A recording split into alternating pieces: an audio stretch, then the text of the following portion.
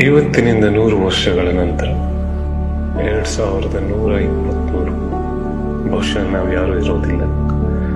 ಕಷ್ಟಪಟ್ಟು ಕಟ್ಟಿದ ಮನೆಯಲ್ಲಿ ಯಾರೋ ಅಪರಿಚಿತರು ವಾಸ ಇರ್ತಾರೆ. ನಮ್ಮದು ಅಂತ ಮಾಡಿಟ್ಟಿದ್ದೆಲ್ಲವೂ ಮತ್ಯಾರದು ಆಗಿರುತ್ತೆ. ಲೆಕ್ಕಾಚಾರದ EMI ಕೊಂಡ ಕಾರು ಯಾವುದೋ ಗುಜರಿಗೆ ಸೇರಿ ತುಕ್ಕು ಹಿಡಿದು ಮಣ್ಣಾಗಿರುತ್ತೆ. ಮರಿಮಕ್ಕಳು ಕ್ರಮೇಣ ನಮ್ಮ ಹೆಸರು ಮರೆತು ಬಿಡ್ತಾರೆ. ವರ್ಷಕ್ಕೊಮ್ಮೆ ಮಾಲೆ ಹಾಕಿಸಿಕೊಳ್ಳೋ ನಮ್ಮ ಫೋಟೋ ಕ್ರಮೇಣ ಕೆತ್ತಲು ಹಿಡಿದಿರುತ್ತೆ. ನೆನಪುಗಳಿಂದ ಮರೆಯಾಗಿ ಗತಕಾಲದಲ್ಲಿ ಲೀನವಾಗಿ ಬಿಡುತ್ತೇವೆ. ಒಂದು ಕ್ಷಣ ಲೈಫ್ ಪಾಸ್ ಮಾಡಿ ನೋಡಿದಾಗ ಅನಗತ್ಯ ವಿಷಯಗಳಿಗೆ ತೀರಾ ತಲೆ ಕೆಡಿಸ್ಕೊಂಡು ಬದುಕ್ತಾ ಇದ್ದೇವೆ ಅನಿಸ್ಬಿಡುತ್ತೆ. ಅದು ನಿಜ ಕೂಡ.